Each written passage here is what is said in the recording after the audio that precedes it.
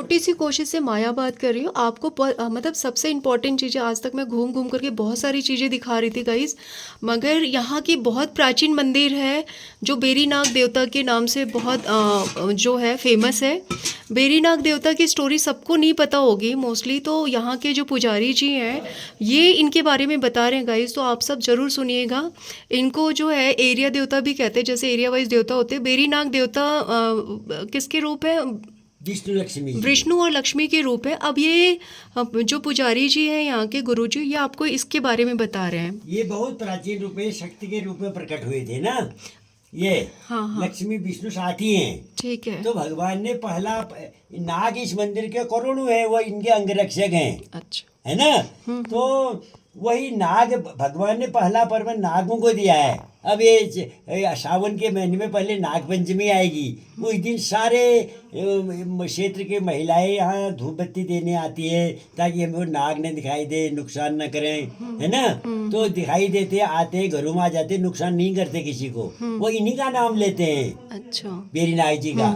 तो यहाँ पर पहला पर्व नागों को दिया है। अच्छा। उसके बाद दूसरा पर्व है ऋषि पंचमी, दिन का मेला लगता है, वो लक्ष्मी जी और ऋषियों का मेला होता है। अनंत चतुर्दशी भगवान विष्णु की रात को मेला, ये भादो के शुक्ल पक्ष में होती है ना। हाँ हाँ हाँ। ये होती है। ये बाकी ये सब ये चढ़ाए बनाए हुए शक्तियां है ना। ये इस मंदिर का ये जो ढांचा तैयार किया है, उस समय कहते हैं बद्रीनाथ में पहुंचे हुए संत थे जो सब कुछ जानते थे, वो आए यहाँ पर।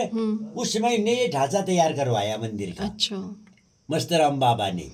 तो कहते हैं कि जब उन्हें 15-20 गांव का भंडारा करवाया इस मंदिर को बनने के बाद, तो उनसे पूछा लोगों ने क्या करे, आपके नाम का कोई यहाँ होना चाहिए स्मृति पत्र।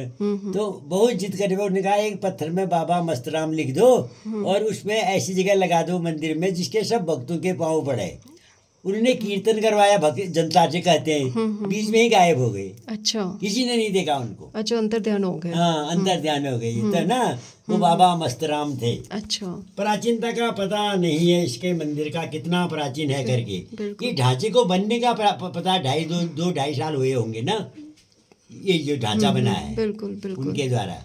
फिर बाद में ये भाई लोगों ने वो किया, हमने यहाँ टाइल लगवा दिए, पर लोगों ने दिए टाइल लगवा लिए, कुछ सफाई हो गई। आप जो बता रहे थे कि इसमें जल डालते, कितना नीचे चला जाता है जल, पता इकट्ठा नहीं नहीं होता। चलता कहाँ जाता है ये, कितना डालो जाता रहता है ये। गाइस यहाँ पर एक जो है देखिए, जल कह रहे हैं कि जितना भी जल डालोगे कहीं इकट्ठा नहीं होता, ये चलता जाता है। इसकी खासियत है कि जल रुकता नहीं है, कहाँ जाता है ये अनोखी, मतलब अभी तक किसी को कुछ नहीं पता चला है। कुछ लोग कहते हैं ना इस मंदिर के नीचे बहुत बड़ा पानी का तालाब है। अच्छा। बहुत बड़ा तालाब। इस क्षेत्र में जितना नौले धारे पानी है ना, पीने के लिए यहीं से पानी जाता है। अच्छा। उस पानी को अपवित्र नहीं करते हैं।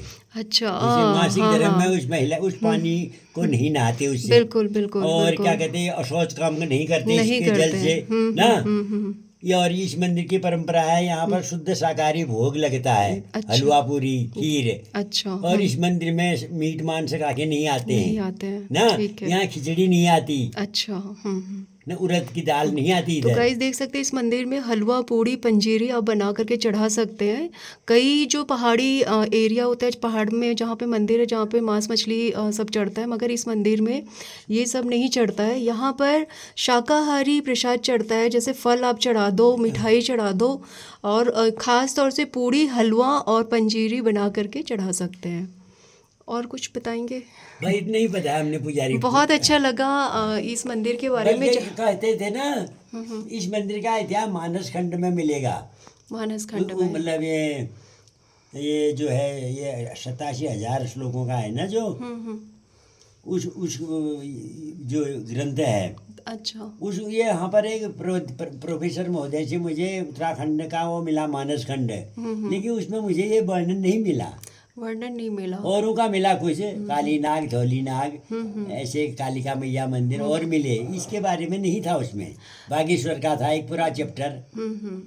किसी और खंड में हो सकता है, उतने खंड कहाँ पड़े हमने। बिल्कुल। सो हम लोग पूजा तो कर लेते हैं आकर के, मगर हम पूजा करके चले जाते हैं, वीडियोस बना के चले जाते हैं लोग, मगर इसके बारे में जानकारी होना, बहुत सारे लोग होते हैं जिनको सच यहाँ में तो जानकारी होना बहुत ज़रूरी है कि सच्चे मन से जो इसकी मान्यता होनी चाहिए कि हम आखिर क्या है इसमें, क्यों पूजा करते हैं। पूजा तो हर जगह मंदिर होता है। यहाँ पर मना सच्चे मन से जो भी मनुष्य मन ही मन प्रतिज्ञा करता है वो अवश्य पूरी होती है। बिल्कुल। ये इतनी सी जो घंटियां चढ़ी है ना, ये चारों तरफ, ये लोगों की मनोकामना पूरी हुई। अच्छा। उसके बाद में चढ़ा जाते हैं। अच्छा, ये कोई सत्यनारायण की कथा कर जाता है, कोई घंटी चढ़ा जाता है ना, तो ऐसे उनकी मनोकामना जिनकी पूरी हो करते हैं। जैसे किसी की अच्छी नौकरी लग गई, फिर तरक्की हो गई, बिल्कुल। कोई निसंतान है उसकी संतान हो गई, संतान हो गई। जो जैसी इच्छा चाहे ना, लेकिन सच्चे मन से होता है, बस ऐसे नहीं। बिल्कुल। श्रद्धा, देखिए श्रद्धा, भगवान जो होते हैं ना, चीज़ों के भूखे नहीं होते हैं। भगवान सिर्फ आपकी भक्ति और श्रद्धा के भूखे होते हैं। और पुजारी जी से पुजारी जी जैसे बता रहे हैं कि यहाँ से मनोकामना, जो भी आपकी मन की इच्छा होती है, पूरी हो जाती है, अगर आप सच्चे हृदय से मांगे तो। और जब मनोकामना पूरी होती है तो कई लोग पूजा पाठ करा जाते हैं, कोई सत्यनारायण भगवान की कथा करा जाता है। मोस्टली इन्होंने बताया कि यहाँ पर घंटी ला करके बांध जाते हैं जब इनकी इच्छाएं, इनकी मनोकामना पूरी होती है। पूजा कराने के बाद ये घंटी बांध जाते हैं। तो जैसे जैसे जिसकी श्रद्धा है, उसकी जैसा करना चाहे, जैसी श्रद्धा है, वैसे वैसे लोग अपनी मनोकामना पूरी होने के बाद भी पूजा पाठ करा जाते हैं। मगर हमें ये मैं एक चीज़ मानती हूँ दोस्तों, कि लालच में कभी भगवान को याद नहीं करना चाहिए। हम सब इन्हीं के बच्चे हैं, सदा इनका हाथ हमारे सर पे होना चाहिए, और ये सबकी रक्षा करते हैं। मनोकामना क्यों नहीं पक्का। और जो ये इस मंदिर के नाग है ना, हाँ। स्वप्न में वही दिखाई देते हैं। अच्छा बुरा जैसा जैसा उन्हें वही संकेत देते हैं। तो देखिए कितनी बड़ी बात बोल रहे हैं कि अगर कुछ अच्छा होने वाला होता है तो भी यही संकेत देते हैं, सपने में आते हैं। डरने की ज़रूरत नहीं है। अगर आप पूरा विश्वास करते हैं तो अच्छा होगा तो भी संकेत दे देंगे, बुरा होगा तो भी संकेत दे देंगे। बस पुजारी जी, हम सब पे भगवान की कृपा बनी रहे, यही चाहिए। चलिए दोस्तों, मैं अब थोड़ा सा मंदिर का दर्शन करा देती हूँ। पुजारी जी से मिलवा दिया, मंदिर को मिलवा दिया, हमने भी पूजा पाठ कर लिया। हमारा बार बार हाँ खींच लेती हूँ। इसकी ये शक्ति की। हाँ, एक सेकेंड पुजारी जी, बस इसको क्लोज कर दूँ। ये मंदिर देख सकते हैं, ये घंटियाँ देख सकते हैं जिनके बारे में बता रहे थे। ये लोग आए अपनी अपनी श्रद्धा के हिसाब से। इतना बड़ा मंदिर है। पूजा कहते हैं नाग देवता है तो नाग पंचमी की पूजा, जैसे हर जगह पे शिवलिंग है तो सावन में भीड़ होती है, तो यहाँ पे नाग पंचमी वाले दिन काफ़ी भीड़ होती है, मेला लगता है और लोग भारी मात्रा में इनके दर्शन पूजा के लिए आते हैं। तो हम जैसे भगवान बेरीनाग की हम सब पे कृपा बनी रहे, बस मैं यही चाहूँगी। तब तक के लिए मैं अपने ब्लॉग को यहीं पे क्लोज करती हूँ। आप लोग प्लीज़ अपना बहुत ध्यान रखिएगा। Tata, bye bye, take care.